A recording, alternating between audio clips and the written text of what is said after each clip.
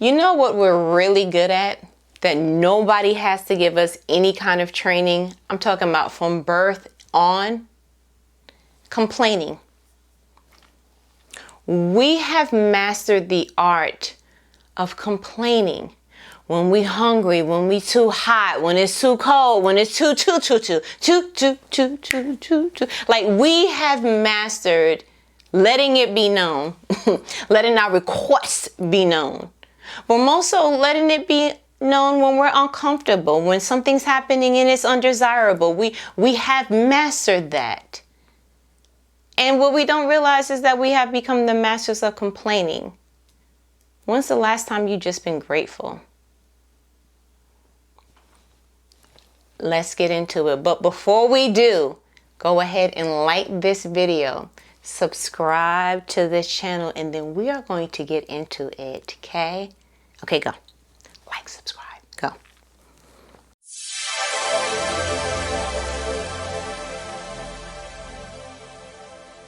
Complaining. When you get to a certain level of life, you know how you look at someone and you just like, woe is you. Everything, it's just like, it's the Eeyore, it's given, it only rains on your side of the block. It only happens in your world. Oh, another medical diagnosis. Oh, okay. And for the most part, we know those grandbabies, not that we gossiping about them, but those grandbabies just have a different way of seeking attention. It is they look at me, be concerned about me, and they choose the avenue of expressing all that is not right to get your attention until it becomes right. But the gag is, if it becomes right, then they lose your attention. So they have to keep making sure that things are wrong, so they can get your attention. So something's always happening in the family. Something's always happening at work. Something's always happening.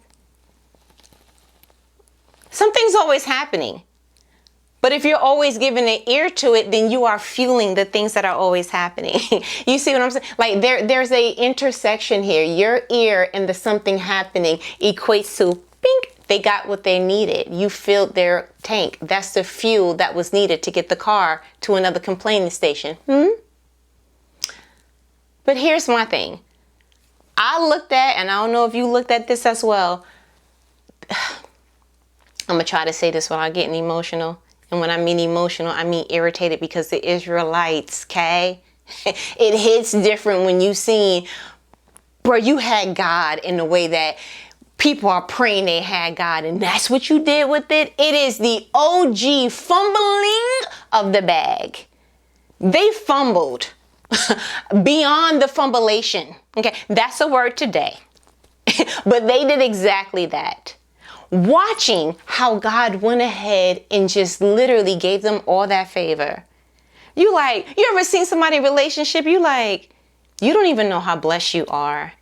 You ever seen somebody who has I'm talking about good parents, where you were like, oh, I don't want to compare, but I want to stare, because, you know, like if I had that, I would be here. You ever seen somebody who their company really cares about them, their supervisor really cares about them, they was really in a good team, they was really in a good neighborhood, whatever it was, you were able to see, oh my gosh. You don't even see what you have, and you're not utilizing it the way that it should be used. That's how I look at the Israelites. Bruh, y'all had God literally put a bush on fire, okay, and it wasn't burning. To get somebody's attention enough to say, go free my people. Tell Pharaoh that I said, I am who I am. Ooh! What'd you say to call you? The I am? Oh, that's on period. That's the end of the sentence. God was like, tell him that I'm here. Tell him stop playing with me. I done heard my people, and I'm coming. This is what we doing. And he's doing plagues. He's making sure that I'm talking about that there will be no confusion. Like, oh, God definitely loves y'all, because we ain't never seen all these plagues, the frogs, the flies, the boils, the darkness, the read you. Read you some of what happened with Pharaoh and all that situation. You would be like, God don't play. Not only that, God led them cloud by day, then turned to a fire by night, got all the way to the Red Sea, split the Red Sea for them, was like, I'm going to get y'all to the real estate that I have for y'all, but I'm going to make sure y'all never have to look over your back. That thing that's been chasing you, that thing that makes you go, I feel successful, but I still feel like I got to look over my shoulder. That I feel like I'm going in the right direction, but I feel like something's pulling me in the wrong one. I feel like I'm intellectually and mentally here, but I feel like emotionally something's pulling me that way. That's the Red Sea moment that God was like, and this will be the last place that you have to feel that way.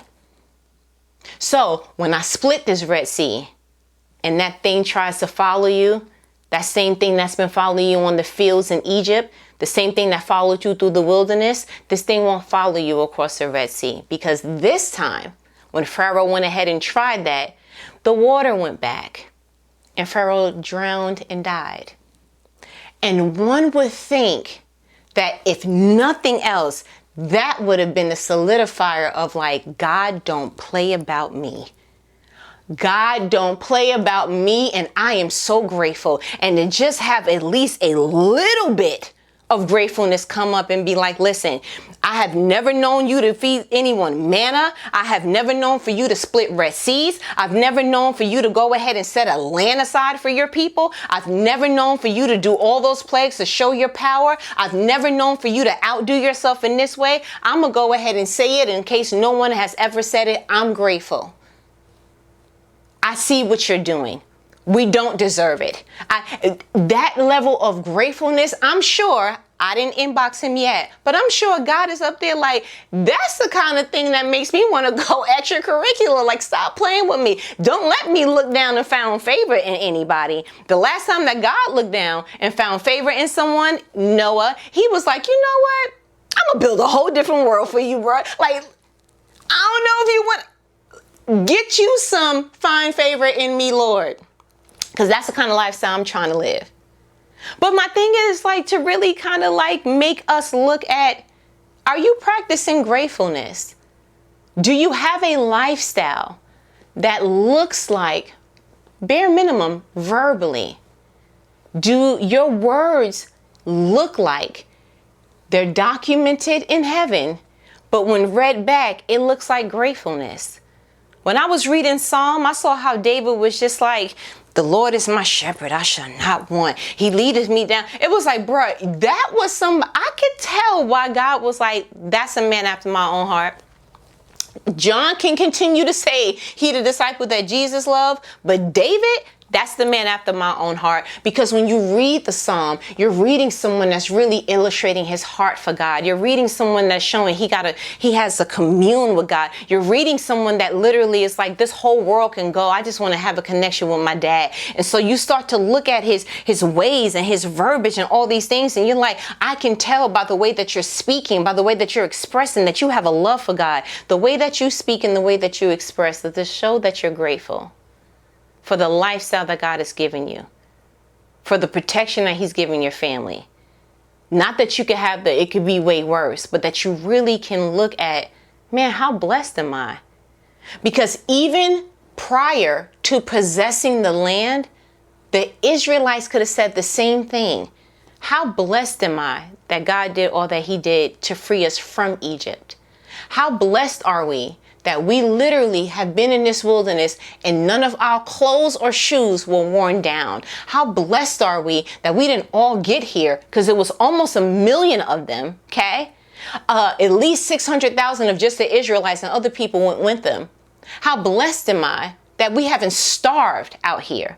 How blessed are we that when we started to complain, we want water, it's too bitter, that there wasn't no complaint that was left unanswered? How blessed am I?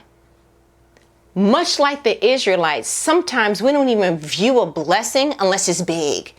It's the job, it's the house, it's the tangible thing, it's whatever equates to the American dream. And it's like, don't wait for somebody else to score or document what a blessing should look like. Now, I know the old school church mothers are like, he started me on my way and he put me on my feet, and that's all good. But if that's not your sincerity, if that's not truly what you feel, please don't do that. But it should be a like, God, time out.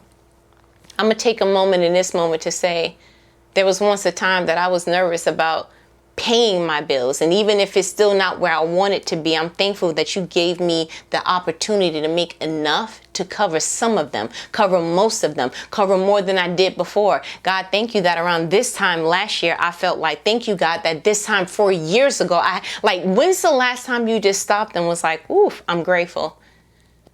I'm grateful because all that complaining that they did, crying out to the Lord for 400 years, crying out to the point that he literally told Moses on the side of the mountain, I have heard my people. So you figure if you crying for that long, you literally should be filled with so much gratefulness, and they weren't. And that's why they didn't make the promised land.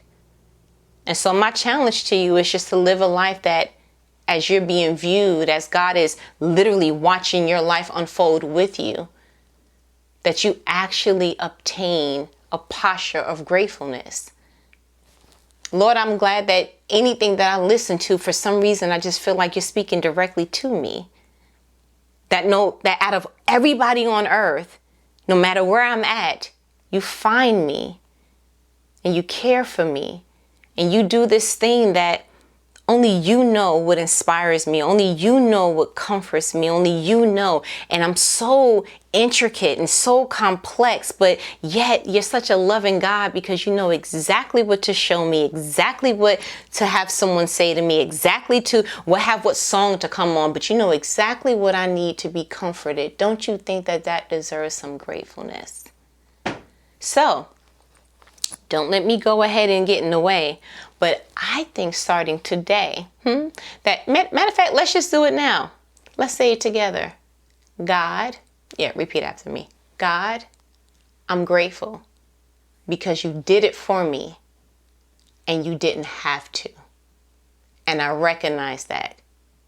And if I forget to say it tomorrow, I'm not going to waste the opportunity to not say it today. Thank you. Amen. Okay, so listen, I feel like you got what you needed. Yeah, we give you what you need. Feed and go. You're supposed to get the information, feed off of it, and then let it fester. That's your job. My job is to go ahead and provide it, okay? Your job is to decide how you're going to apply it. Okay, so, my podcast. Stop. Strive, the letter N as in Nancy, inspire. Strive, N, inspire. She's everywhere you can listen to something. If you can go like this, yes ma'am, that's me. And you should be doing exactly that. But I don't stand in the way of evangelism. I don't. So I'm going to go ahead and let me go. Because you have the podcast and stuff to listen to. What'd you say? The video?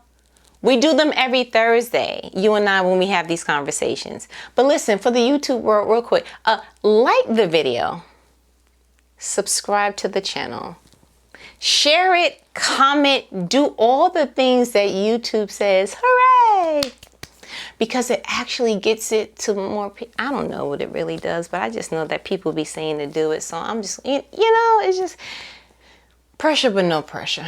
You understand? But still the podcast, because that's where she goes ahead and really talks. But listen, you got to go. Okay, great? Because I got to go. Okay, great. We'll talk later. All right. Later.